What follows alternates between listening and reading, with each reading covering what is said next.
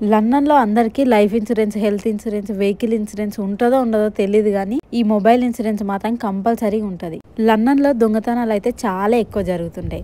Every 6 మినిట్స్‌కి ఒక mobile phone పోతది. లేదంటే మనీయో, ఇంకా బైస్కిలో ఏదో ఒకటి పోతూనే ఉంటది. ఈ దొంగతనం చేసే వాళ్ళైతే చాలా అంటే చాలా డేంజర్‌గా ఉంటారు.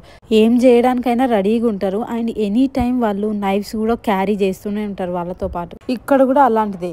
ఇది స్ట్రాట్‌ఫోర్డ్‌లో జరిగింది. ఒకతను మొబైల్ తీసుకొని డైరెక్ట్ ట్రైన్ స్టేషన్ లోపలికి వస్తే అక్కడున్న కొంతమంది ప్యాసింజర్స్ అండ్ పోలీస్ వాళ్ళు కలిసి మొత్తం ఆయన మీద కంప్లీట్‌గా పడిపోయి తనని తీసుకొని వెళ్ళారు. ఇఫ్ ఇన్ కేస్ ఇలాంటి సిచ్యువేషన్ మనకే ఎదురైతే వాళ్ళు ఏది అడిగినా ఇచ్చేసేయాలి.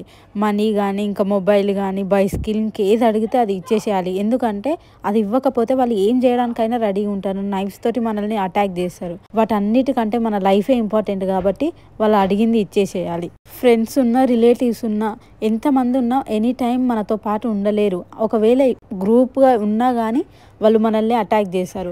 వాళ్ళు అడిగింది ఇవ్వడమే బెటర్. అందుకే మనం రోడ్డు బయట ఉన్నప్పుడు మొబైల్స్ అసలు అవాయిడ్ చేయడమే బెటర్. అస్సలు యూజ్ చేయొద్దు. అండ్ ఎనీ టైం చాలా అంటే చాలా అలర్ట్‌గా ఉండాలి. ఒక ఫన్నీ ఇన్సిడెంట్ ఏందంటే, మా ఫ్రెండ్‌ది నార్మల్ మొబైలే. కానీ తను ఐఫోన్ పౌచ్ యూజ్ చేస్తది.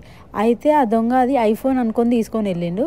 ఒక 10 స్టెప్స్ ఇట్లా బిఫోర్ వెళ్ళి అది రియలైజ్ అయ్యి ఫోన్ అక్కడనే పెట్టి వెళ్ళిండు. ఇట్లాంటి ఇన్సిడెంట్స్ చాలా అయితాయి. కాబట్టి మనం వెళ్తున్న సరౌండింగ్స్‌ని అబ్జర్వ్ చేస్తూ ఎప్పుడు అలర్ట్‌గా ఉండడం చాలా ఇంపార్టెంట్. మనం ఎప్పుడైతే ఒంటరిగా బయటికి వెళ్తామో.